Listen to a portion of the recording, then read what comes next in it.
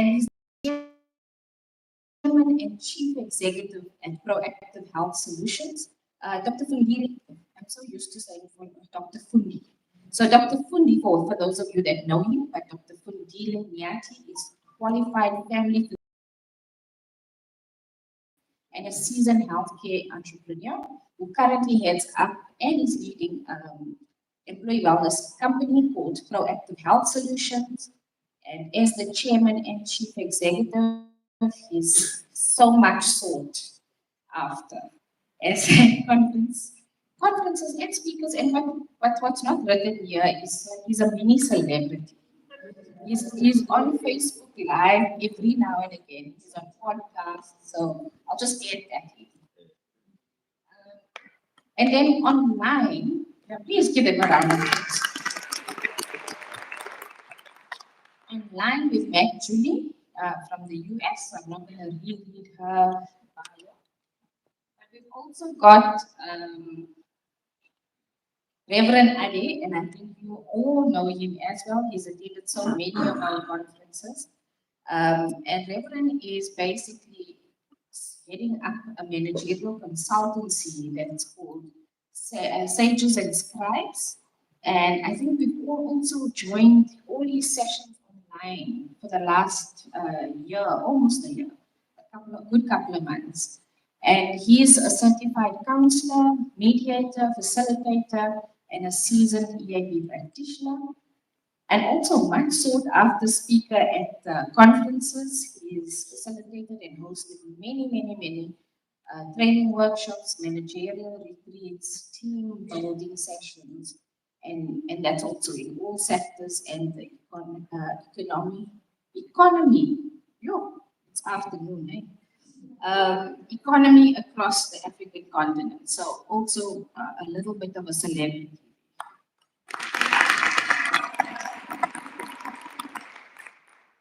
And then a fellow sister from Ghana. We got Patience Sekre. I hope I'm not killing your surname there. And she's the managing director of Supreme Healthcare Management Services. She's also a consultant and a psychotherapist and a wellness expert trained in the UK with a wealth of experience and expertise in providing health and well-being services for individuals, groups, and organizations.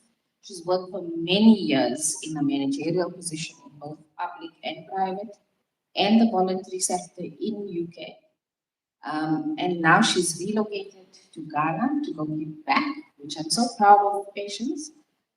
She's currently managing director of Supreme Healthcare Services, which is a subsidiary of EAP Africa in Ghana, and a pioneering initiative in sub-Saharan Africa, which provides 24/7 EAP, and mostly for banks, oil companies, and the mining sector. And I see a whole lot of experience here in embassies, schools, clinics, hospitals, corporate institutions, and whatnot. What I like also is that it's multidisciplinary, being in Ghana, and there's various different professionals within her space.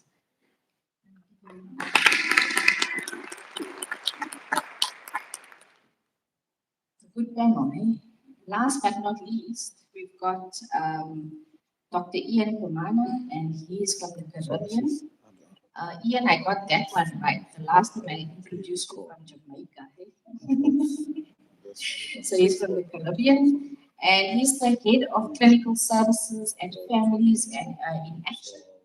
And he has over 23 years of experience in employee assistance. Ian is a certified EAP professional who delivers strategic guidance on the development, implementation, management, delivery, and evaluation of the quality of EAP programs in the Caribbean, and most recently on the African continent. So welcome, my brother.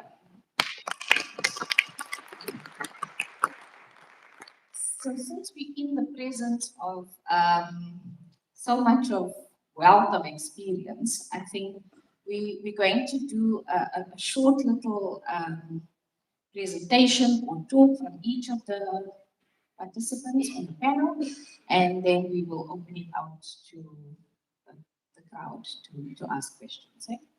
So we're going to start with Reverend Ali from Nigeria, because I think he has some time constraints, and then we will move on to the other participants. Reverend, are you ready?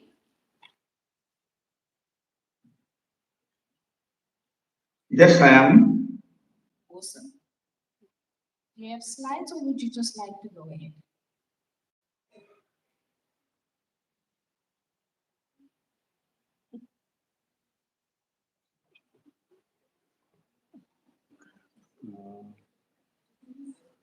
Reverend Ali, do you have slides, or are you just going to talk?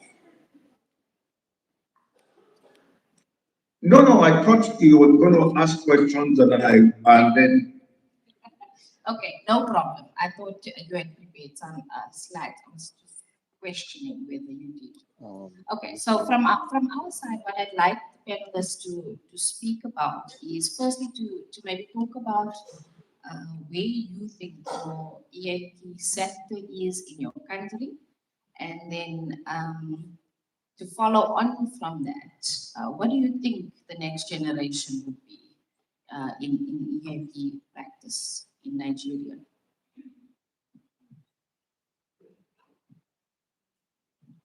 All right, let me first thank EAP South Africa for inviting me to be part of this panel. I must also say that I missed the fellowship, the coverage of the conference that I've had the privilege of sharing over the years. I want to thank incoming president and the executive board for the reception they've given me over the year. Julie, I greet you warmly, Ian, we're brothers, patient, and my sister and daughter from Uganda. Now, EAP from the perspective of what is happening in Nigeria. Typically, as an African, we will look at the historical perspective to what is happening now and then project to the future.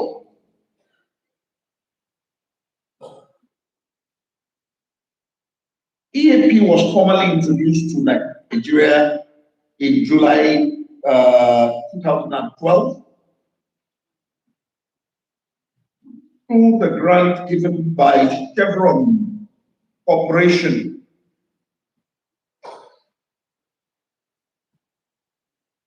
for the EAP Africa project.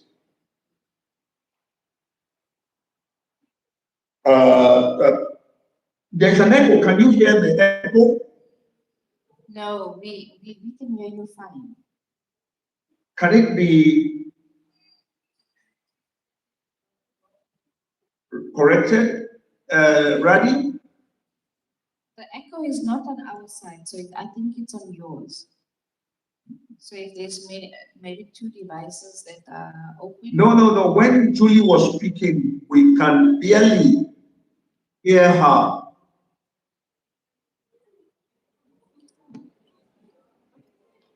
So, I think I'm also having the same problem. I'm also having the echo effect. Okay, so all of you can't hear us very well. So maybe what I'm going to ask is if when one person what is actually happening is that. Sorry, Ian. What would need to happen is that if on the conference end, if you guys can go ahead and mute your end, because we're getting it's a delay. So after we speak online, it's a delayed response on your end. So that's why we get it. Okay. So each participant, if you're not talking, put yourself on mute. And will that mean us as well, Ian? Yes. Okay. Yes, correct. That's where the echo is coming from, yeah. Okay. Okay, so Ian, thanks for that. And Adi, you can go ahead, and our tech guys will put us on mute here while you're talking. You can go ahead, Adi. All right, then, thank you. I said EAP was introduced in Nigeria in 2012. It was registered as a chapter with EAP International a year later, that is in 2013. In the year 2015, EPA Nigeria was registered as a non-profit organization with the Corporate Affairs Commission, an arm of an agency of government in Nigeria. And since that time, EAP has been functioning. It needs to be said that before this formal registration, some organizations like Chevron, Nigerian Petroleum Corporation, all the big firms had EAP advisors, because some of them coming from America and Europe have brought this, the practice or the culture in from the parent company.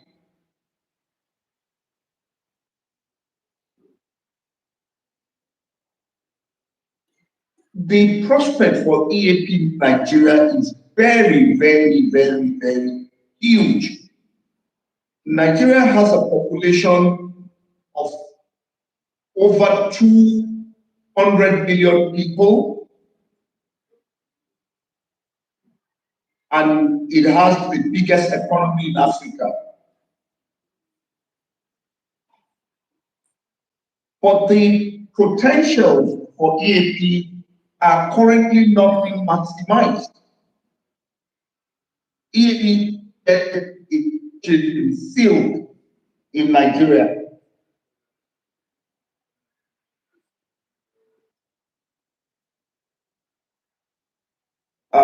What needs to be done?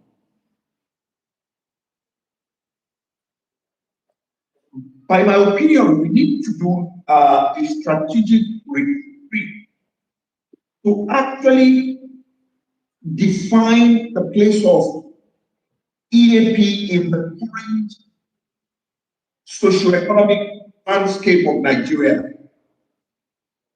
This is the time that EAP has the prospect of thriving and flourishing, because we are going through a lot of economic problems, and as thought in the workplace, there is a new psychosocial challenge, there are new psychological challenges that can be well managed if you can get the right people to come into the EAP.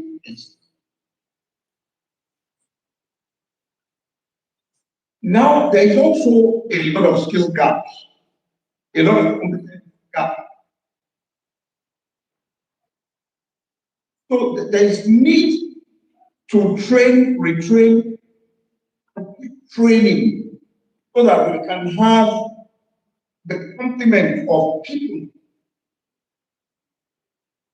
to go into EAP. And this is where EAP help in training, in capacity building, in modeling.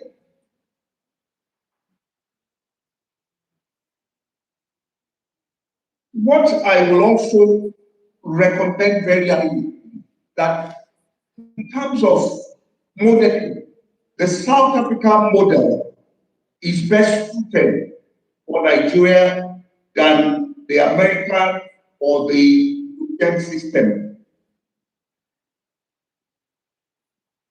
So we will be looking up to our sisters in South Africa, who extended a lot of goodwill to us in the area of capacity building.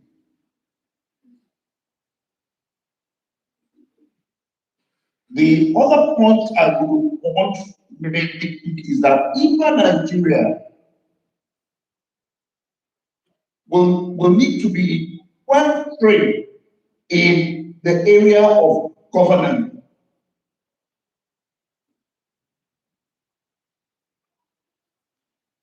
Such that there are regular meetings.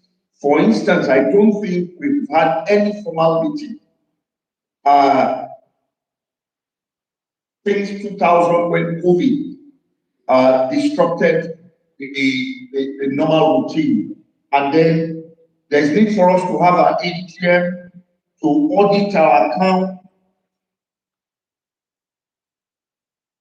There's need for transparency and accountability. And these are the areas where EAP International and EAP South Africa can come to aid. Ade, just sorry to interrupt you. Well, yes, please. Sorry, we're having a bit of audio problems, and the tech guy has just asked if you could just freeze the program for like a few seconds to come back, and we're hoping that will help the audio on our side. Can you just give us? If I do what? No, our IT people here are going to just switch over to something, so it might freeze for a few minutes, and then it will come back, but it will help our audio a little bit better. So can you just give us a pause and give us a few minutes, like 2 minutes or 1 minute, hopefully, to just reset on our side. We're trying to switch to something that will go faster. So just give me a minute. If you can just pause, and we'll let you know. Okay, then.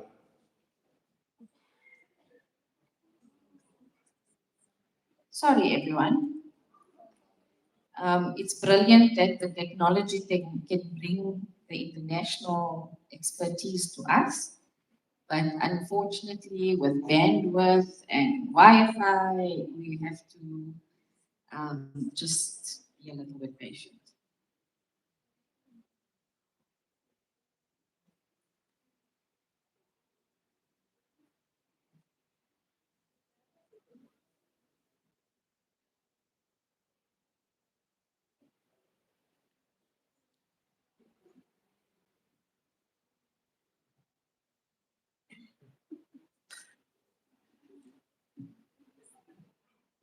Are we back?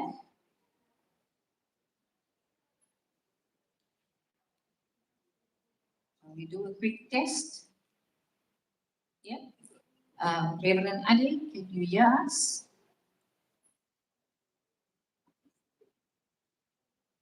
Can the rest of the panelists hear us? Are you back? Yes, we can hear you now. Thank you. All right, thank you very much. I did say that in terms of EAP practice, the South African model best serve the Nigerian landscape better than either the American or not the Indian model. I would also want to say that we need more strategic alliances.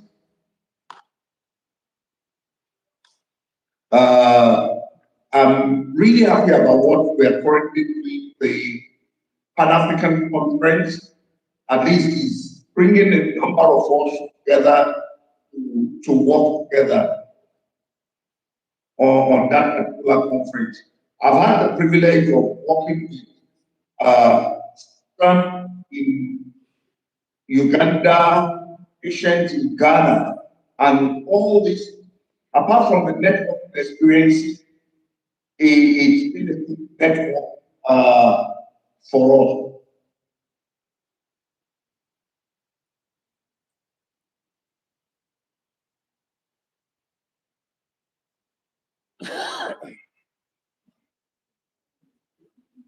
I think I'll stop there for the time being. Bradley be having another question. Thank you so much, Benjamin. Thank you very much. I love the fact that you feel a sense of community since we've been chatting with all the African countries on the Pan-African Committee, and I think South Africa shares that sentiment that we want to work together for our continent. So thank you for that. And yeah, I think there's always best practice to learn from everyone.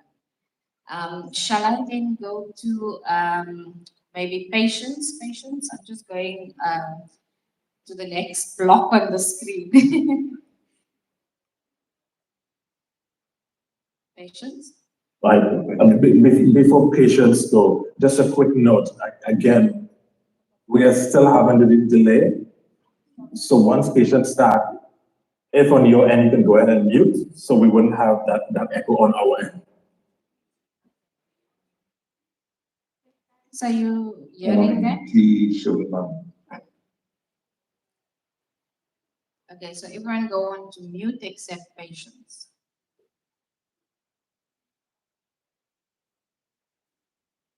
Hello, can you hear me now? Great. Is it better? Or is it still echo for you? It's still echoing because the conference host would have to mute on their end.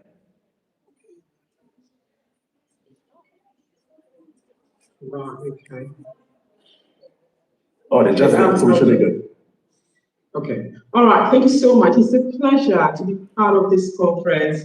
And obviously, unfortunately, I wasn't able to make it in person as I was planning to. And I did reassure Radhi that next year, definitely hold me to it. I will definitely be coming in person. Thank you so much. Great. So Radhi, is the same question about how does EAP look in Ghana? The same question here? Great, okay. Right, so I will say that, from the Ghanaian landscape, EAP is currently evolving, and there has been a steady progressive shift and in terms of the engagement dynamics, right? And I remember first, prior to the pandemic, I mean, attitudes and, behavior towards, embracing the EAP was very, very low. What has happened now is that I think the whole EAP concept, people have embraced it. I would say that from a perspective where people thought that it was a Western concept, so they weren't interested in it. And I remember very well that when I first relocated to Ghana and we went to companies and we were sort of introducing the whole concept of EAP and the benefits of it in terms of, enhancing performance and also improving employees' well-being. I mean, leaders and managers were not interested in it at all. They said it was a Western concept, so they weren't interested. But I think now the tide has changed now to maybe I'm interested, but I'm not sure about the return on investment. So prove to me, what is the value proposition on that? And it's really important that obviously, we're able to relay that to them in terms of what the value is in terms of return on investment. And I would say that, currently now we've moved from that, and now people think that it's a good to have, initiative. But then they've got competing, demands, so they're not really sure whether to tap into it.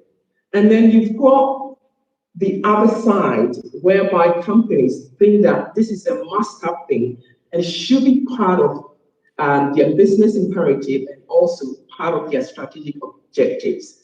So I would say that organizations now, in terms of the landscape of EAP in Ghana, organizations are now rethinking their business and operating model, and the whole work structure is being re-architected. So I think people are now beginning to accept that when you go to work, when people come to work, you're working with the whole person. You're not just working with part of them. And the sense of wholeness needs to translate into resources that support the total well-being in a well-coordinated and structured way. So I think people are beginning to accept that, and it is helping in terms of me obviously propagating, the whole concept of EAP in the Ghanaian landscape. I think cultural nuances plays a huge aspect of it. And I remember, again, when I relocated to Ghana, I was coming from a Western perspective. And it was really, really difficult to drive the EAP agenda because people were not able to relate to it. In as much as we tried to make it more local, make it more meaningful, people were not just buying into it. And the whole concept of, cultural nuances in EAP practice, I think it's a big thing in Ghana currently. Attitudes towards mental health and help seeking is a major thing, whereby because people are so steeped in their cultural norms, in the cultural and traditional values, it is sort of, a barrier in terms of them actually seeking help or embracing, engaging in the EAP services. So what do we do? What are we doing now? We're rethinking the whole concept of the EAP, how we make it more indigenous, how we make it more localized, how we make it more domestic, how we make it more homegrown so that people will be able to understand it. So for example, I'll give a typical example. One of the basic traditional norms is that, when men don't cry, right? So when a man is going through difficulties, they have to obviously suppress and repress their feelings. However, when they go into challenges and it's affecting their performance and productivity, how do you man it up? You cannot man it up. You need to actually, express it and be able to, access the services so that we'll be able to help and support you. Another aspect in terms of the cultural nuances, religious beliefs. Yes, obviously, totally respect the religious aspect and beliefs of, a tradition. However, people get so much dogmatic about that it affects them accessing other help in a holistic perspective. So it becomes very difficult to actually sell the idea of EAP.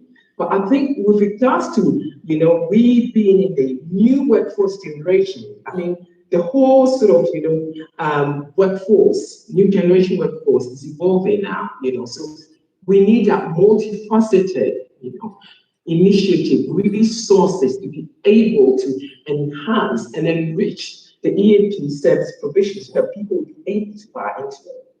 Another example is obviously traditional norms in terms of, the woman's place in the family, typically in the kitchen, which obviously because of gender, awareness, people are becoming more aware of the fact that no, women are not career women, they are in high places in the community, right? So we have a typical example of where a career woman, who obviously is in a family, and then the husband comes home, folds his arm, sitting in the living room, waiting for the woman to go to the kitchen to even boil rice or do whatever. Whereas obviously they could have helped themselves to whatever is in the kitchen. And all these things add up to stress. So I'm talking about this from an individual perspective in terms of cultural nuances. Then when we come to the organization, in terms of the organizational culture, it all sort of also boils down to the culture of the organization, whereby, they're not receptive to whatever, obviously, we are offering in terms of the EAP, because they've got their own tradition, they've all got their own cultural issues, organizational cultural issues, which doesn't augur well. We've got your typical, language issues, thinking styles. It is also very, very, very important that obviously, in terms of the way people think, they might think that, what we're saying, it doesn't augur well with, what we are used to. So where can you help us in that? So I think it's really, really important that, the cultural nuances, I mean, from the Ghanaian perspective, the EAP is so holistic that it embraces that. So I would say that, leaders and stakeholders are now gaining a better understanding about the fact that, the whole work culture needs to be re-engineered to accommodate, holistic perspective in terms of supporting employees to be able to perform well and to also to be very productive. In terms of the future, I would say that, I mean, as Reverend has already said, I think the future is very prospective in terms of from the Ghanaian landscape, I think it is fairly untapped, and it's a fertile field in Ghana. And because of the dense population and rapid expansion in the labor force, which is becoming increasingly urban, and a growing economy, I think EAP has got a really, really, really prospective future in the Ghanaian landscape. And I think despite the challenges, and the gaps in the system, I think it is progressive. And I would say that now, because leaders and organizations are now rethinking their organizational values, visions, and humanizing work, things are getting a lot better. And I think I would say that the future is positive. The future is bright. Okay, and I would say that, I mean, the harvest is full, it's beautiful, but the laborers are few. So a whole lot of work needs to be done in terms of having EAP certification. Currently in Ghana, in the educational system, students who study psychology and also study social work, most of them, on completion of university, either they work in the social services or they work in banks or they go private. There is no sort of, EAP resources or EAP industry in Ghana is really lacking. So I think obviously EAP certification in Ghana and across, the continent would be really, really good. So in a nutshell, I'm saying that it's more about, providing a cultural competence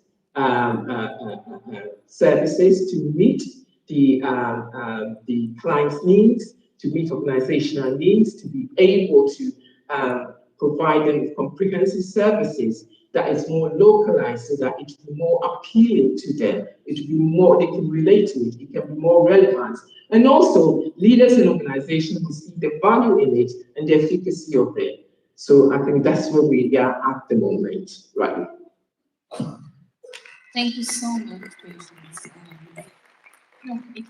It sounds like there's so much of parallel between South Africa and Ghana in terms of where we at, the cultural questions. We just had a speaker just before you talking about the spiritual component and African culture with looking at our ancestors and how people relate to that versus Western philosophies, Western practices. So we've been having this debate for quite a while. So that's one of the similarities that you spoke about. So yeah, we definitely got a lot to learn from each other. So let's keep that conversation going. Thank you, Patience. We're going to move on to Ian, and then we're going to come into the room again to Susan, and lastly to Dr. Thank you, Susan. Thank you, Ian. Sorry.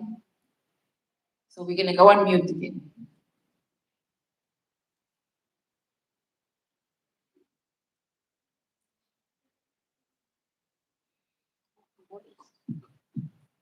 All righty, good afternoon, everyone.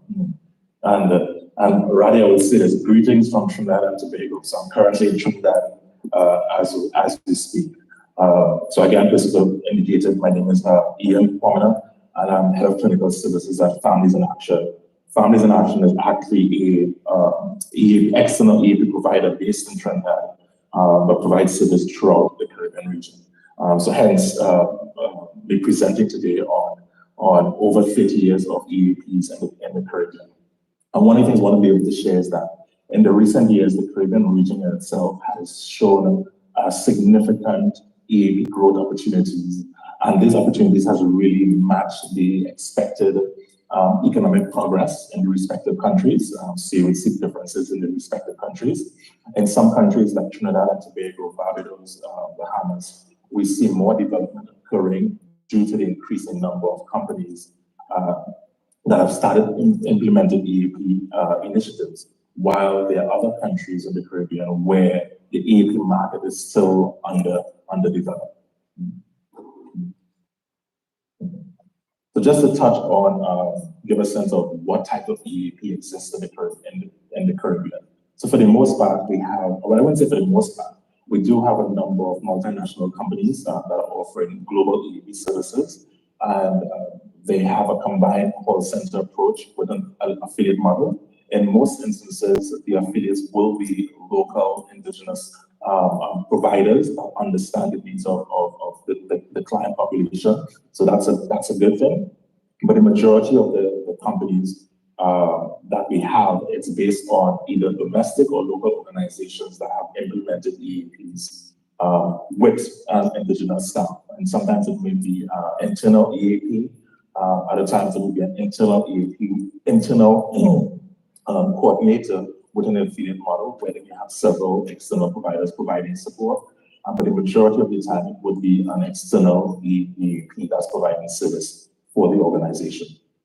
For the most part, EAPs use more of an in-country helpline. Not all of them are toll-free. Some of them will be toll-free, but the majority of them are not. It is not customary for those domestic EAPs to have a call center model. That's primarily for those global EAP services, providing services for multinational companies. Unfortunately, few EAPs are staffed by seats. A few of the countries, so if we think about Trinidad in particular, they have less than 20 seats. Some of the other islands may just be one or two. So few of our EAPs are actually staffed by seats, which is something that we see as a challenge. Overall, what it is we find is that employers tend to prefer paying for EAP on a fee-for-service basis instead of a retainer. And that's usually in most instances, but very much different for us. Whereas for us at Founders International, we have more of our clients who rely on a retainer service. So what has led to the existence or the growth of EAPs in the Caribbean? Firstly, we're looking at the proximity to North America in terms of EAPs taking place in Canada, in the US. Those practices, those standards, the awareness in terms of how EAPs function, that has had a trickle-down effect on the Caribbean. So again, because of that, there is more of that EAP presence in the Caribbean. Secondly, there's an increased presence of multinational companies. So a lot of multinational companies have set up businesses or subsidiaries in the Caribbean, respective Caribbean territories. And as a result of that, they have brought EAP service. Again, the plus is that they're using that affiliate model, so they're using local affiliates. The other piece that we have is that domestic companies, so those local companies that are establishing EAPs, many of them are either affiliated with international companies or they may be affiliated with another regional company that's located in the Caribbean that has an EAP presence. Domestic companies, many have a requirement to meet international compliance standards specific to workplace wellness. So when we look at that, because it's important, they would require having an EAP service, even though at times it may not be a full EAP service, but they require some type of counseling available to staff.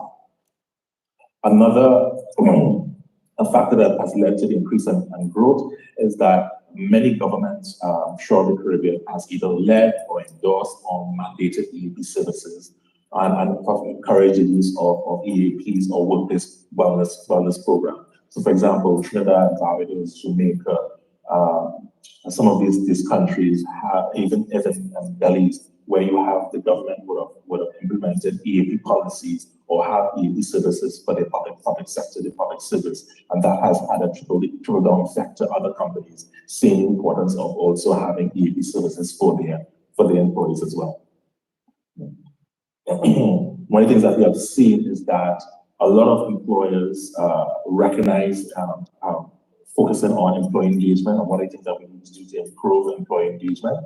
So they are seeing how the EAP can be used as a tool, how the EAP can be used as a resource to increase employee satisfaction, improve productivity and overall well-being, and of course, loyalty. So that has led to an increase in workplace wellness programs taking place or existing in organizations in the Caribbean. So of course, we see why there's an increase. It's important for us to touch on, obviously, the challenges that we see. So first, we're still seeing organizations and individuals are only offering counseling services to employees and to work organizations. And they're professing or calling themselves EAP providers, so not necessarily providing the full or the broad scope of what an EAP is. So we still have that challenge. Not all persons who profess to be offering EAP services understand fully the body of knowledge that is EA practice, and of course, not all persons are CEEP certified. So we do have challenges there. We have employers who lack the understanding of the core components of EAP, and because they lack the understanding, they would just look for the cheapest provider.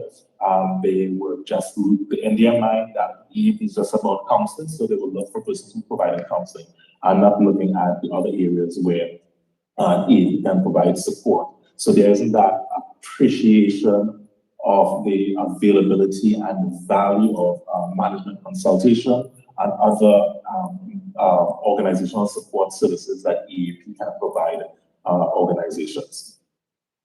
We have multinational companies offering a global EAP, which is not tailored to meet the cultural needs of the local population. So we do have some pockets of companies, especially where they may be using a call center approach, but not using a local affiliate.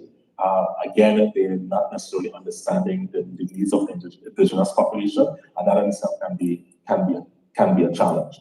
One of the things that we're always mindful for, that even though there are similarities across cultures in the Caribbean region, there are still distinct differences, and we have to be mindful of those things as we provide services. So that's still a challenge. A big thing for the Caribbean, there's still a stigma to mental health and, of course, seeking help. So even though that there may be that little evidence that there may be a mental health concern or issue, there's also that barrier in terms of seeking help, because again, not wanted persons to know what's happening.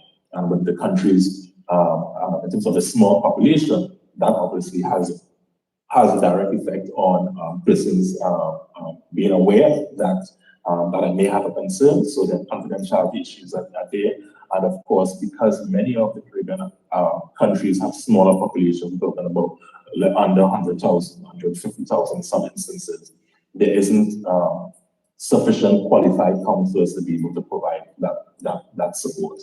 So oftentimes you will have persons asking for an out-of-country clinician because they maybe one that's not available. If they're available, they're out of country, maybe on a conference or work business or vacation, or it may be a case where the one or two clinicians that are there on island, that employer, that client, may know that individual may not be comfortable accessing that support. So a lot of them would access out of country support. The EAP benefit is still very much a best kept secret, because what we find is that companies are not necessarily providing sufficient information or providing sufficient communication and sharing information and doing promotional campaigns so employees can understand what the EAP is about, how to be able to benefit, address the whole issue of confidentiality and those things. So it's still very much a best kept secret. We have instances of persons not realizing that they have an EAP, they don't know what the EAP have, and they've been with the organization a number of years and they have had an EAP for a number of years. So that still becomes a challenge in terms of it being that best kept secret. I want to be able to touch on them because this has a direct impact on the Caribbean, both in a negative way as well as a positive way.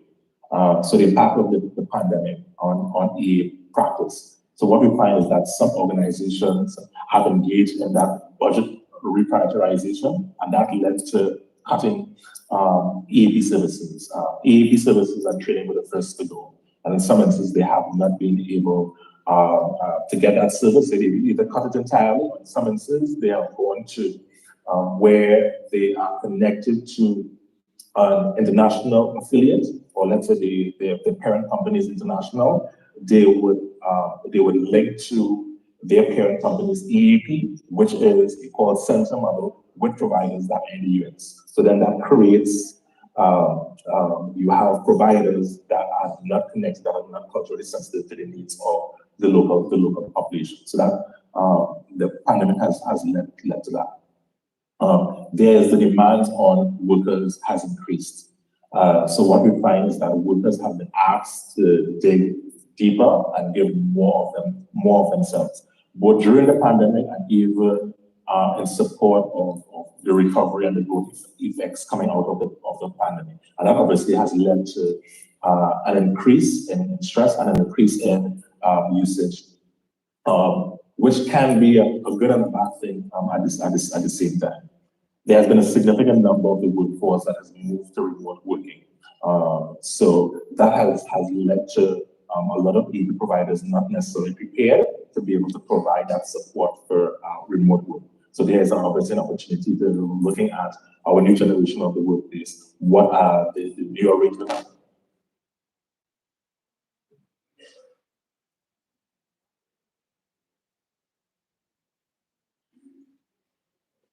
Around anxiety. So a lot of the response during the pandemic was the uncertainty that was taking place. So providing support has released that a lot of that. So a lot of grief, bereavement counseling, as well as a lot of support for organizational restructuring. So EAPs were being called to provide support as a result of restructuring that was taking place. I want to spend some time on the positive piece, right? The positive impact, the opportunities that we have been able to see as EAP providers, the new generation of EAP practice that came out as a direct result of the impact of the pandemic.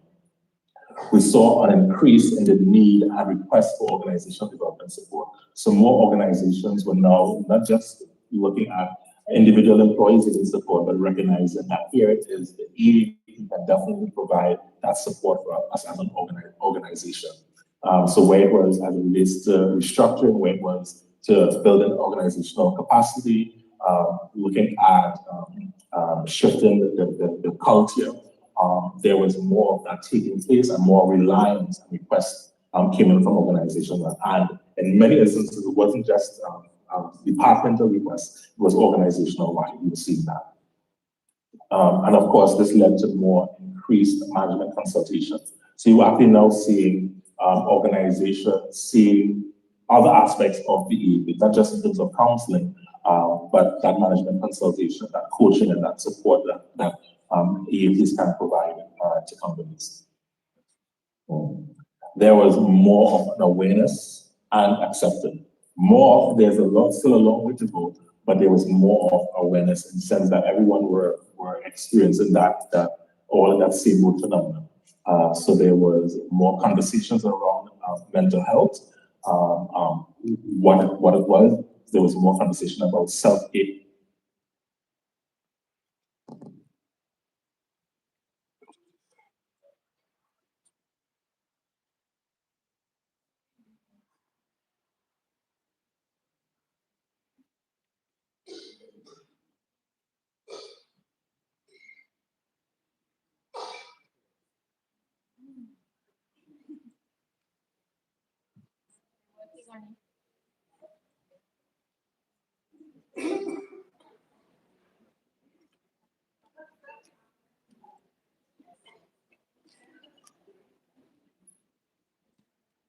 Can we just let sorry, Ian, we lost you there, sound.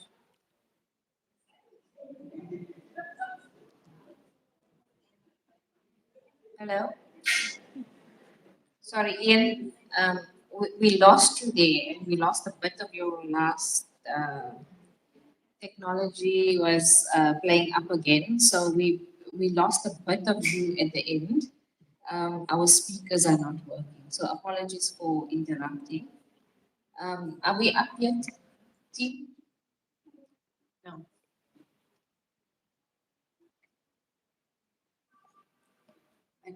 And we can't hear you at all now yet. So we can see you talking and we can't hear you at all. Apologies for that. Something went wrong. It's like everything's freezing on the side. Besides my mic, of course. So they can hear me and the crowd can see you, but unfortunately your audio is gone. Maybe, Ian, if you can just give me an indication of how far you are and how much more you need to go, and then we can. Okay, you're shaking your head, so shall we move on? And then we'll bring you back for the questions. Okay, awesome, awesome. Thank you. I love sign language. The universal language, right?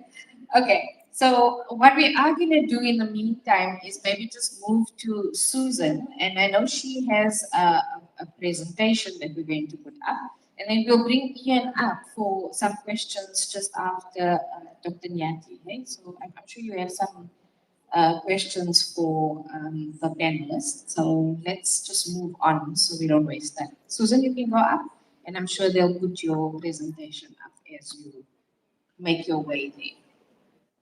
Is your mic working, Susan?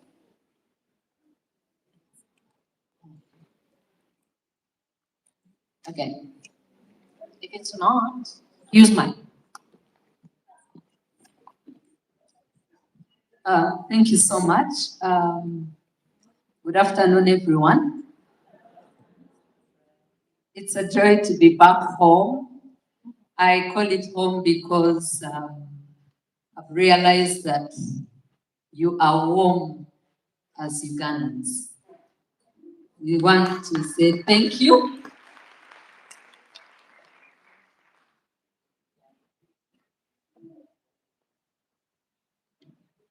Okay, thank you. So this is my second time to be here to join you to learn and share my experience or our experience in Uganda as far as EAP is concerned. I believe we all know what EAP is. This is where we do provide psychosocial support to employees at the workplace, and these services are provided in a confidential manner in which the client or the employees are able to feel comfortable and be able to open up and share their safe, closely guarded frustrations for us as practitioners to do support them so that they are able to function normally and do their roles as employees. And we all know that it is a short-term process that we do provide this support to the employees moving forward. And back home where I come from, I'm one of the practicing EAP practitioners. And so our practitioners are definitely professionals qualified at that.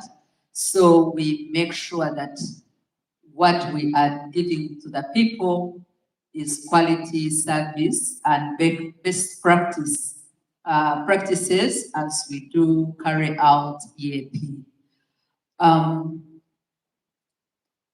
Okay, that picture you see, that's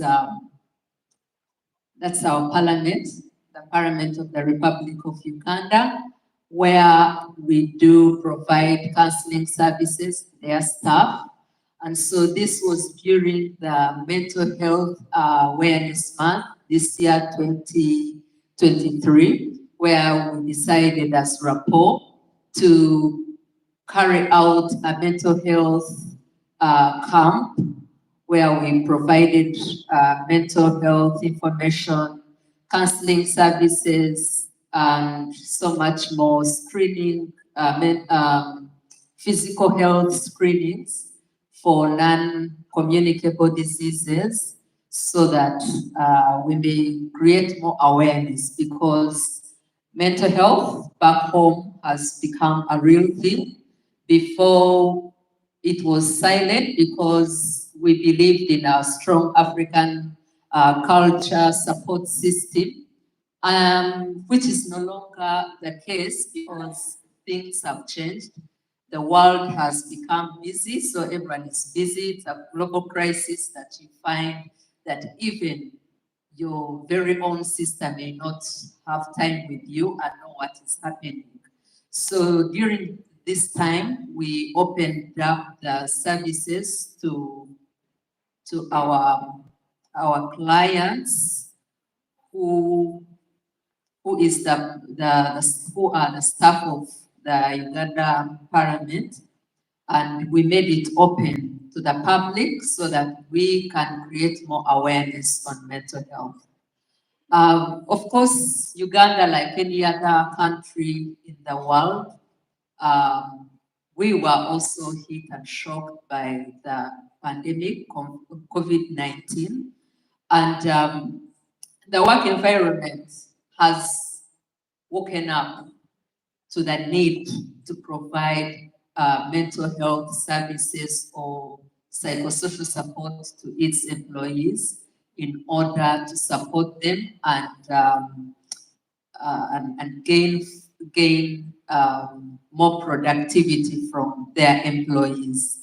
There are about 3 local companies like Rapport that are providing EAP services, and the demand for the services is high, while the practitioners are not as many as the need that is coming up lately.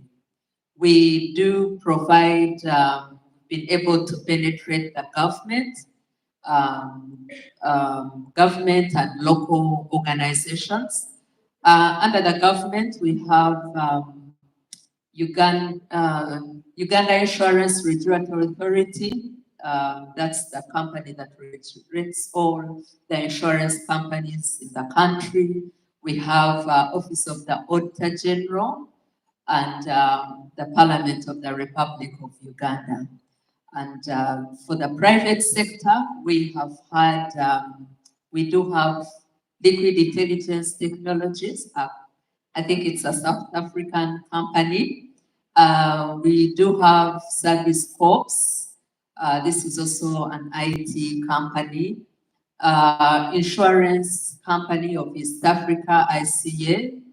We have Lekshego. We have, we had ESCOM Uganda, which closed, I think, early this year. So this is what we have been doing so far in terms of EAP. Right there, that is a picture, or those are pictures of some of our staff. We want to, if you look at them, we are not young people. I'm not young, but they are young people.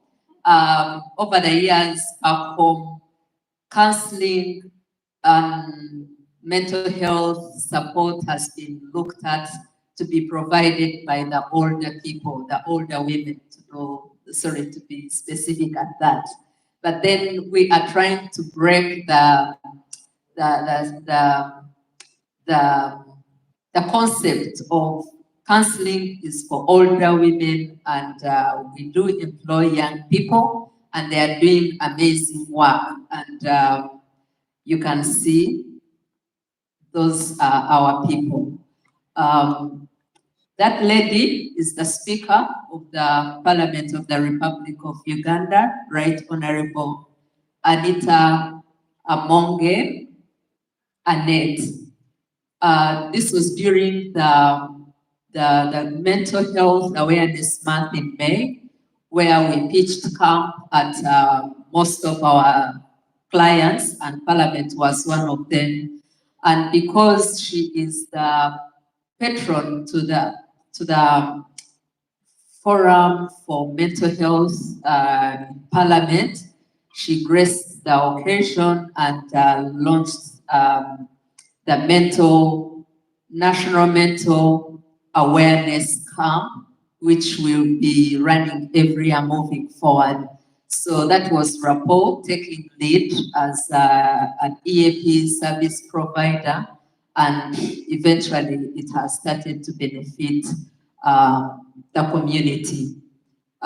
We were joined by the UPDF, is the Uganda People's Defense Force mental health practitioners, who joined us in the creating awareness during that month. These are some of the pictures or work we have been doing with those private companies like ESCOM. These are government organizations, Office of the Auditor General. This has various offices in the country, in different regions, so we do reach them out in those offices, and we do provide the staff with EAP together with their immediate family members.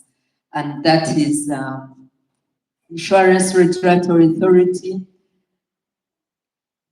So we are trying to position ourselves as the lead EAP in Uganda, as they introduced us as Rapport. And under Rapport, this is what we've been doing, providing counseling services to the staff, workshops, and engaging with the management.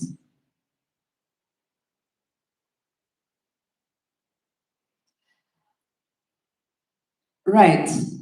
Some of the examples, an employee under stress at work and at home. We do believe that with this stress from both home and work, because we believe work is also part of family, because they spend 8 hours of their day at the workplace. And when you get home and find another source of stress, it becomes very difficult for this employee to be productive. And that's what is happening, but thank God for EAP that has come in to help most of the employees in different organizations to address some of the things that do stress them. Then team exercises to understand team dynamics that cause stress and finding out solutions. These are some of the things we are trying to bring on board to make sure that we engage the employees so that they are able to relax and be productive. We also do assist staff with family members with a new diagnosis. For instance, if someone has just been diagnosed with, say, a terminal illness like cancer, which is rampant back home, we do support these people by providing the psychosocial support, and then also supporting staff facing legal challenges. We do have lawyers on board who give legal advice to our clients in any way they would want us to support them. As my colleagues have been sharing, I also realized that most of the challenges that we are facing cut across Africa. And so some of the challenges, I'll briefly mention them, that despite of the effort to sell EAP in Uganda, it's not fully appreciated by business owners and leaders in the work sector. They look at the cost implication, and because we are still being challenged with people understanding what mental health is and EAP. You find someone asking you, if we take you on board, what are you going to provide? And so you find the way they want to quantify and come up with the figures for the counseling services or EAP. It's as if they are selling grains. So you have to explain to them what it entails, what you're going to do, and help them to appreciate. So that is one of the challenges because of the economic challenges back home, but also the fact that it is a new concept that we are starting to accept and learn. Before, we used to think, oh, we know that African families do provide psychosocial support or counseling services to our very own. But now that it's no longer the case, it is very difficult for us to make these guys appreciate until actually COVID happened, that now people are running and asking for the same services. But it's still a challenge. Making the business case for EAP is still hard back home because it's a new concept. We actually, at Rapport, first heard about EAP in 2016, when some of your colleagues, by then led by Chamarana, came home to launch the EAP Uganda chapter. I shared my picture with Irene. I don't know whether I'm able to have that picture. Okay, I'll share it later. It's not available. But that's when we first heard of EAP.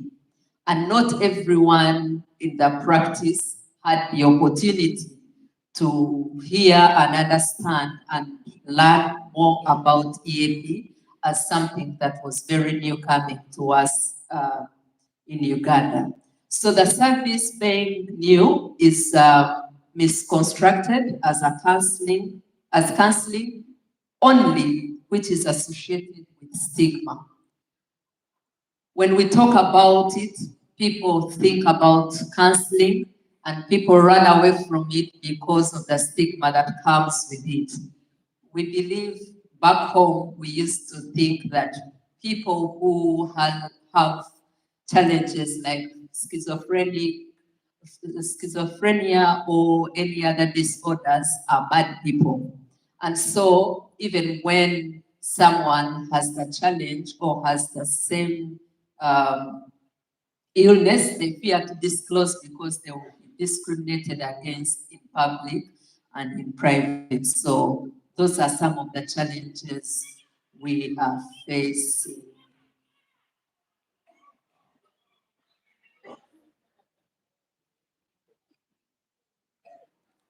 Okay, so some of the solutions we've been thinking about as a company, as people who are trying to flag EAP back home, these are some of the solutions we have been thinking about that can help grow and normalize EAP practice back home. We are thinking about increasing marketing and awareness about EAP services to the different employment sectors. Yeah, there's a huge opportunity for us to sell this idea if we have the support we have been getting from you, our brothers and sisters in Africa. We also think continuous professional development initiatives, e.g. conferences like these or symposiums, can also help us to grow and popularize EAP to benefit the employees and companies. We also think of leveraging on new technologies, technological innovation to augment the shortage of professionals in the field. This is again something that is new. As Africans, we have always believed in face-to-face. If you come and check on me, then I know that you are fine. I know that you are well, or you know that I'm well.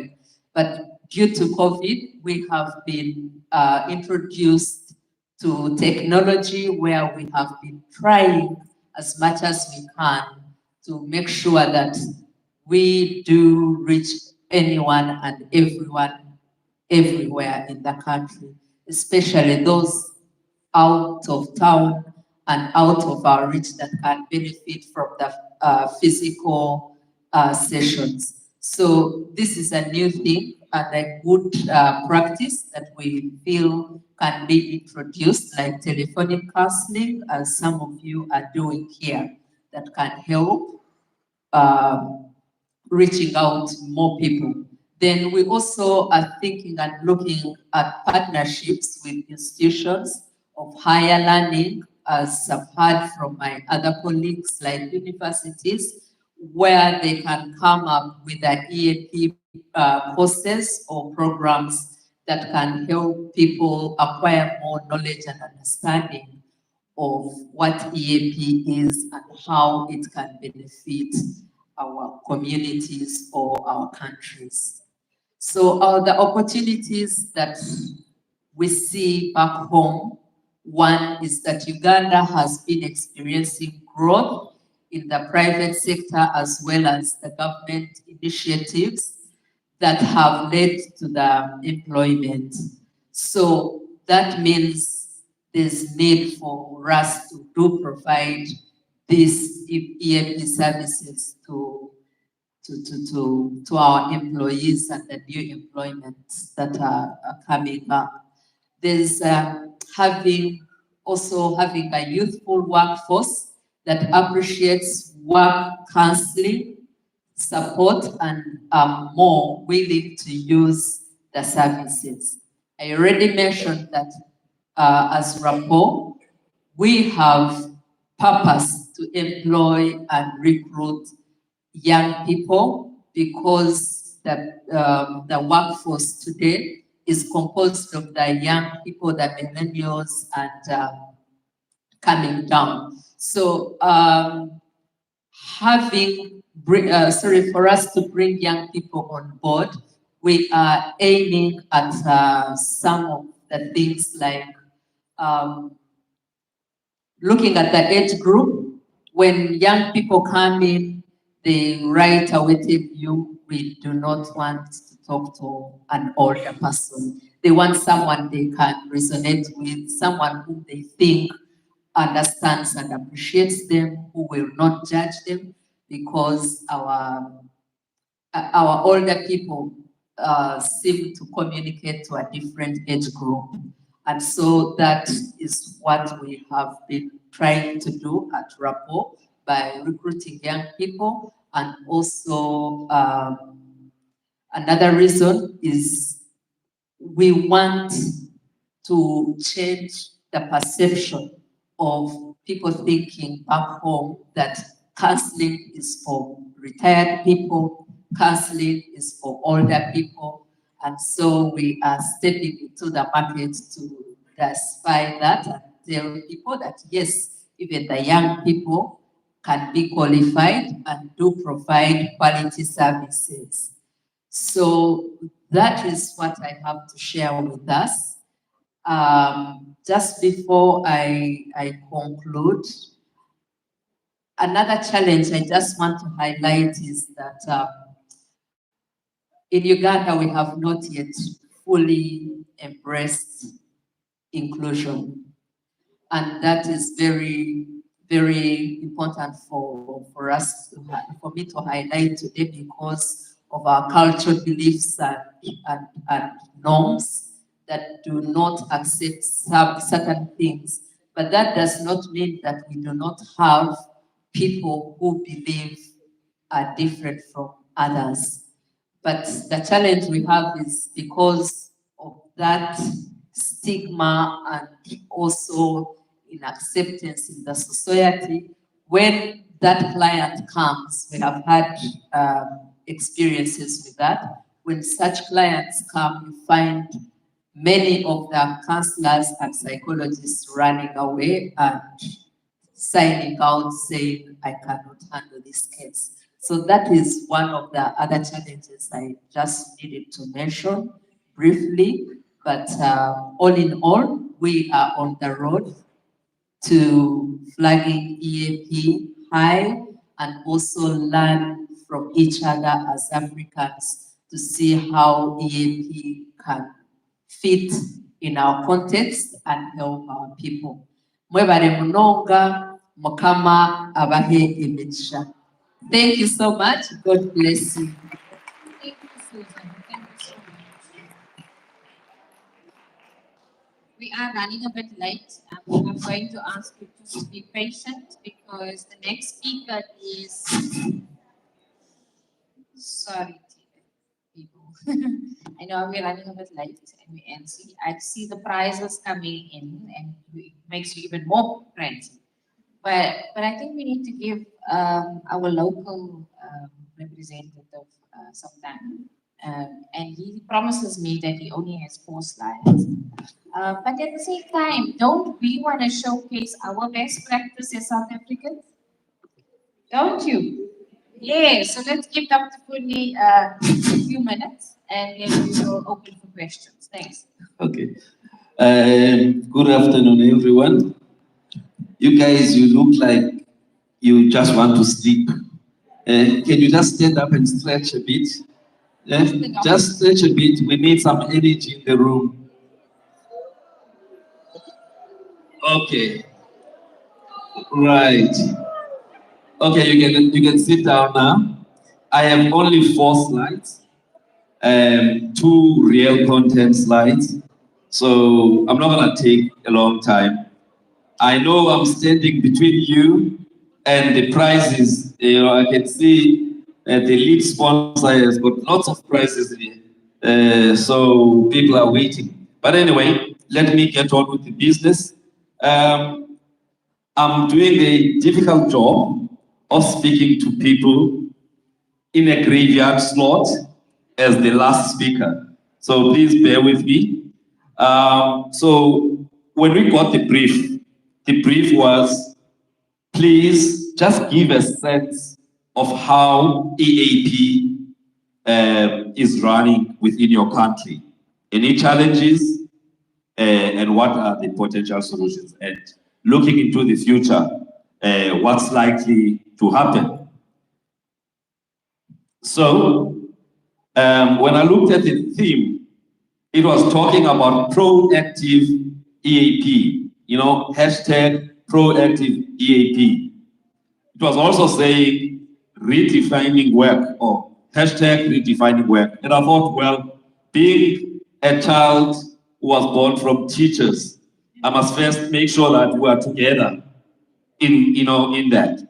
So proactive is about creating or controlling the situation rather than just responding to it after it has happened. So what I'm hearing is that EPA South Africa is saying the EAP programs should be looking at more proactive interventions rather than waiting for stuff to happen and try to solve those problems, because it's not always easy.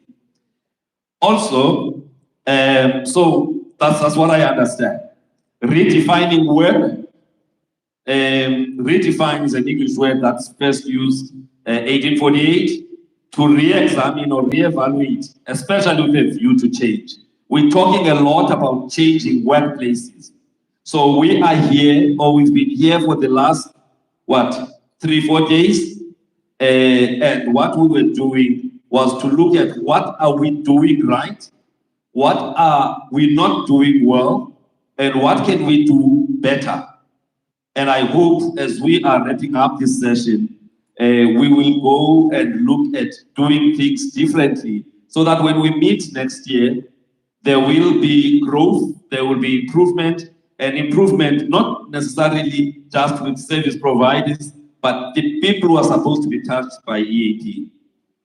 All right. So I think one of the things about South Africa is that this is the 26th year of having the EPA South Africa, which is a chapter of the international EPA. So our EPA here is very well developed. All right, we are in a mature type of EAP, a situation here in South Africa. When I listen to, our brothers and sisters from the continent, they are still at infancy. And we have a duty as South Africa to actually work with our fellow, brothers and sisters in the continent to help them to actually move faster and not have to go through some of the challenges that we've gone through as South Africa. But I must say that when it started almost 3 decades ago, the growth was slow. There were a lot of attitudes towards these kind of programs. People thought these are tissues and tears type of programs that are not worthy of investment. Looking back, almost 30 years later, many companies now see these programs as strategic imperatives. Those forward-looking companies, they know that having an EAP program is not just about counseling. It's now become a strategic HR issue. Attraction and retention of employees and ensuring engagement within organizations is now part of how people see EAP when they did not see any returns, in the past. We've got the private business sector, we've got state-owned enterprises, we've got the government business sector, and in the last 30 years or so, we've seen at least 2 pandemics: the HIV pandemic and most recently the COVID-19 pandemic.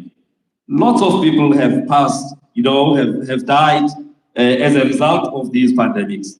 But one can also say the upside of these pandemics is that it shook the employers to actually see these programs not as nice to have programs, but as programs that are important so that they can be able to ensure prolonged economic productivity of their employees, because we live in a world now where there's a shortage of skills.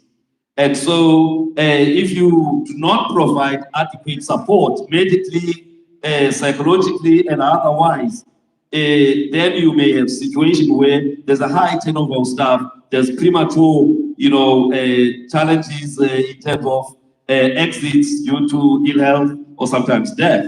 So in the continent, in the context of South Africa, we now have a situation where the largest employer in the country, which is government, in 2008, they came up with the integrated employee health and wellness, strategic framework. Obviously, that was after some of the departments like correctional services and SAPS had been piloting some of the EAP work. DCS, Dr. Prav, has done a lot of work training professionals, EAP professionals, who then left correctional services to go and start EAP programs in other departments. So what I'm trying to say, there's been a slow growth. However, having that adoption of the strategic framework by the Public Service and Administration Department actually ensured more rapid growth, and that is reflected even in the number of people who are attending this conference and other conferences, because it's now largely people who work in the public sector, thanks to that adoption. So, but in the private sector, multinational companies, blue chip companies were the early adopters, but there's still a big gap.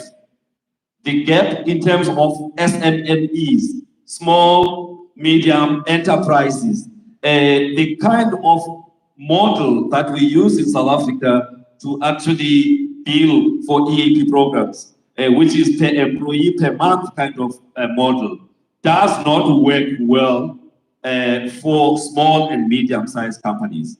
And as service providers, We are actually neglecting that area.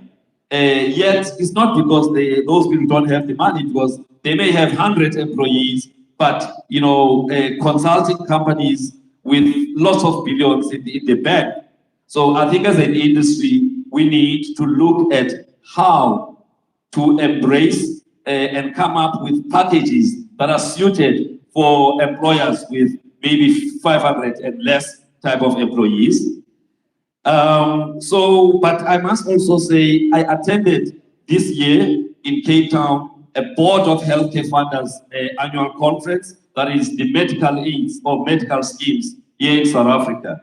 And one of the things that came out very clear there is that as they are looking to manage their finances and to try and get more out of their investments, they needed to now work closely with employee health and wellness programs, especially EAP.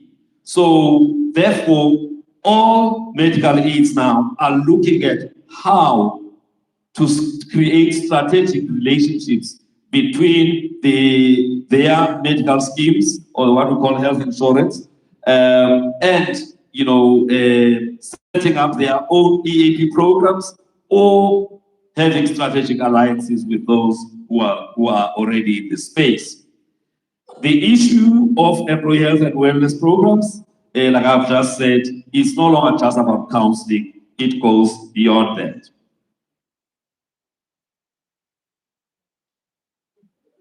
Okay. What's happening now? There's some sabotage. Eh? Where?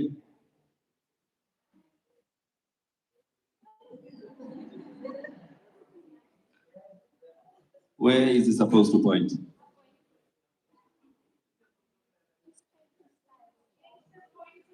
Eh? Okay, thank you.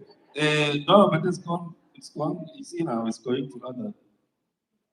See, guys, I said 4 slides and I had timed myself properly. Now this is wasting my time. Can we go? Oh, shucks.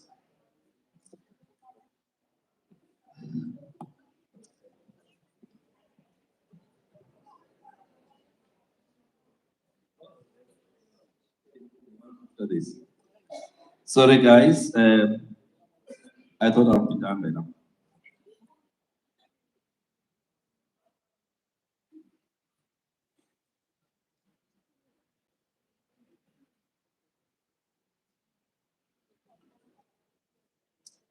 And then it switches off. All right. So, what are the key trends that we have noticed here in South Africa in the EAP space? There's obviously a big difference between what was happening before the COVID-19 pandemic and what is happening now. As much as some organizations that had EAP programs, they have fallen off because they no longer have the resources to fund the programs. But I think there's more employers who have now embraced EAP programs because they now see the value. During the 2 years of COVID-19, there was a lot of support that needed to be provided to the employees. And so I actually think, just like the speaker from the Caribbean, there has been a growth, there's been an increased need for EAP programs post-COVID than the case before COVID. There's a lot of technological advances that we are seeing. Once again, like the Caribbean guys, the use of virtual counseling. If you remember at the hard lockdown, you couldn't go and see face-to-face, a counseling professional.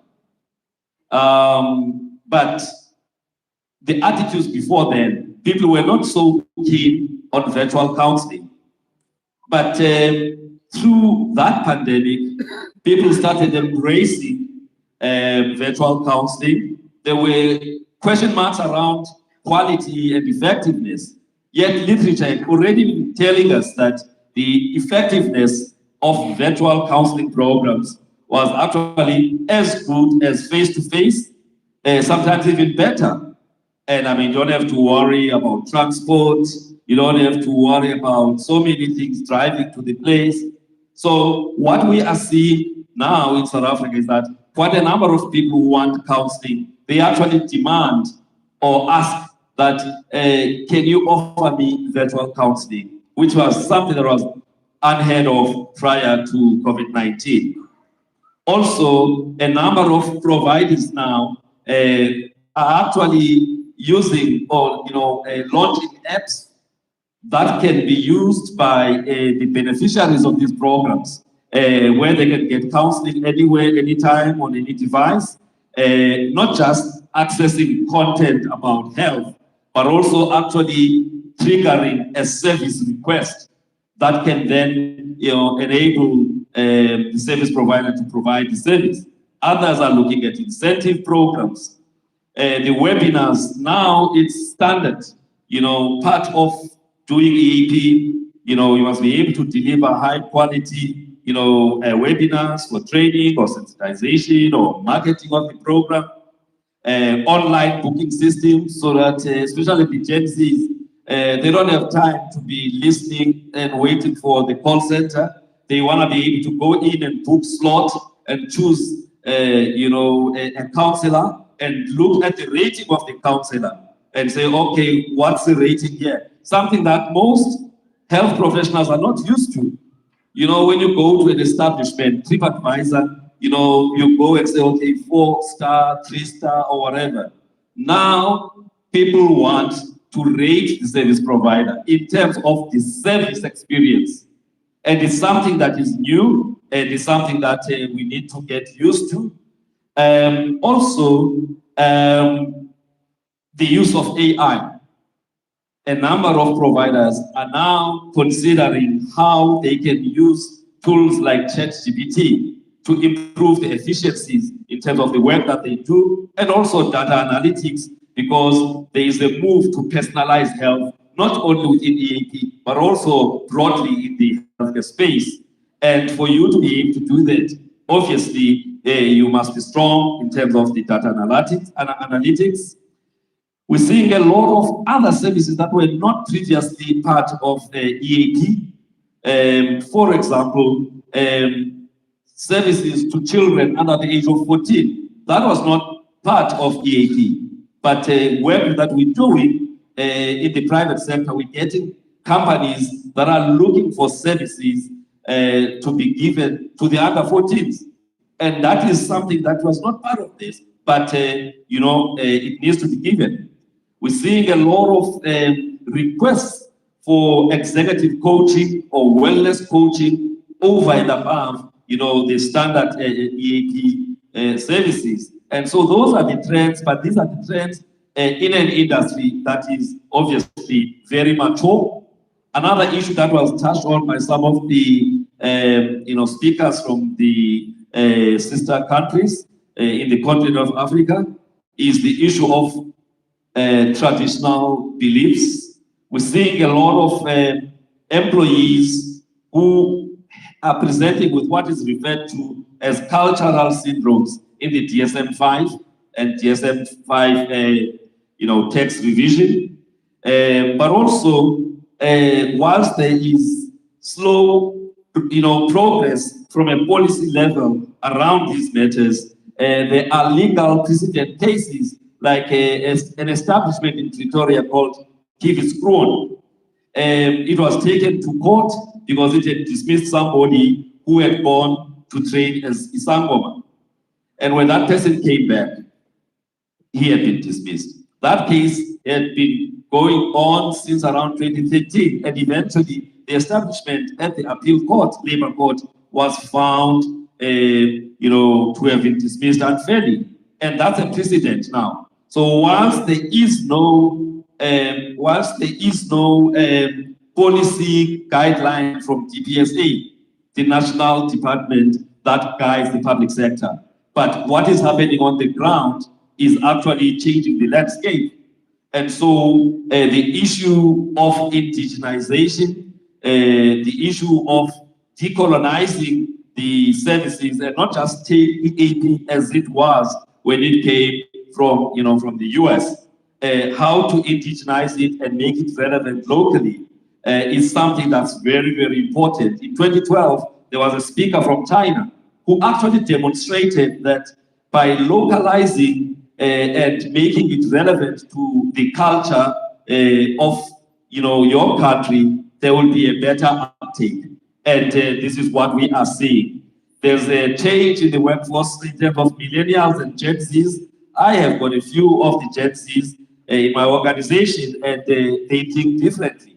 And so EAP delivery is now challenged to be able to understand, because this is a group that can only grow in terms of numbers. And we need to look at this and see how do we respond in a way that these guys have got no loyalty to any organization. It's about whether you meet their needs, and if you don't meet their needs, and they ask you, what kind of social programs are you linked with, what courses are you linked with, and if they feel that you're not doing what is relevant to them, they easily leave. So the point I'm trying to say is that the changing staff generations is a challenge.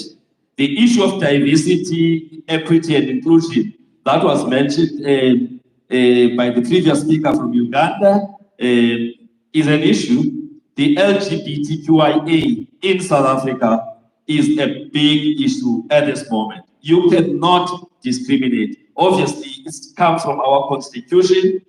And so as EAP service providers, we need to take time to understand, the LGBTQIA community, and they are becoming more vocal about what they deserve in terms of the services. The question is, as the people who are providing services, whether it's an in-house model, outsourced model, or hybrid model, are we providing the kind of service that they deserve? Because they have been subjected to a lot of discrimination and stigma. And as a result of that, the levels of mental illness in that group are actually very high. The question is, are we responding to that? And also, once initially it was counseling professionals that were in this space, psychologists and social workers, over the last decade or so, that has changed. And so it is important to then say, how is the EAP, space responding to the diversity of skills? Because all of a sudden now, you've got people who are HR experts and coaches and medical people and other related professionals. It's not as easy as it was before. And also the issue of on-site clinics. A number of employers now are saying, let's give an option of on-site clinics because there are people who are not so keen to talk to a stranger about matters that are close to their hearts.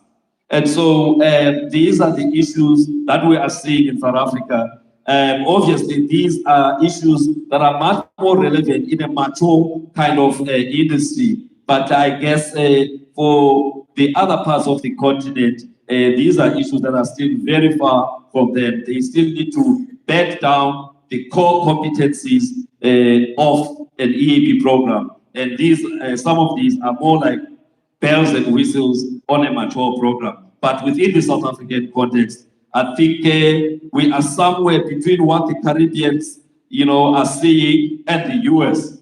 And obviously, I think at this moment, we have an EAP industry that is, doing quite well. I was sitting here yesterday listening to the financials of the EPA SA. They are quite healthy. But anyway, let me leave that for now. So what I needed to say was, as a country, looking at the industry of EAP, South Africa is actually doing very well in terms of what is delivered, but also the demand from the clients is now stretching the EAP industry beyond its comfort zone. But there needs to be a positive response. Is there a next slide? Otherwise, I'm done. Okay, now, there's nothing I need to say. The last one is that with change, change always comes bearing gifts. And ours is not to fear change.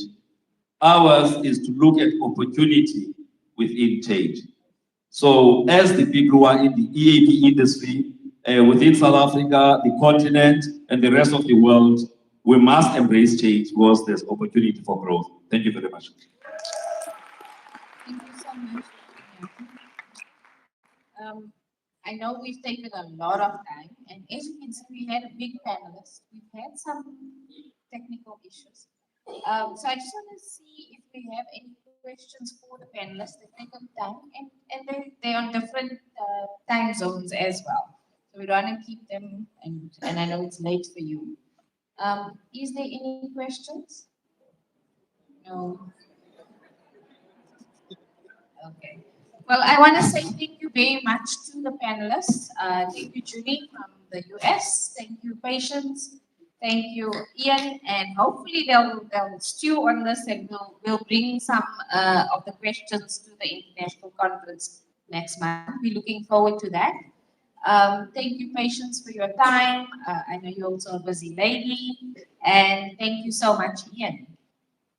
Thank you, Susan, in the room. And thank you so much, Dr. Dian. Thank you. Have a good evening.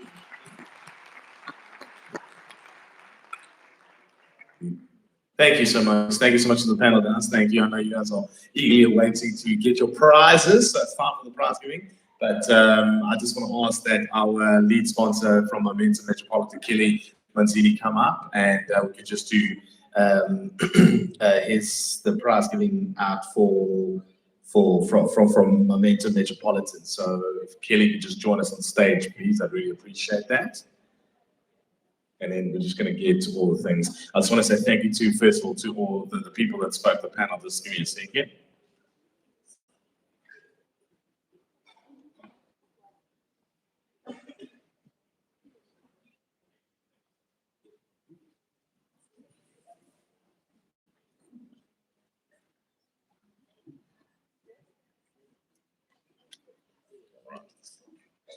This here.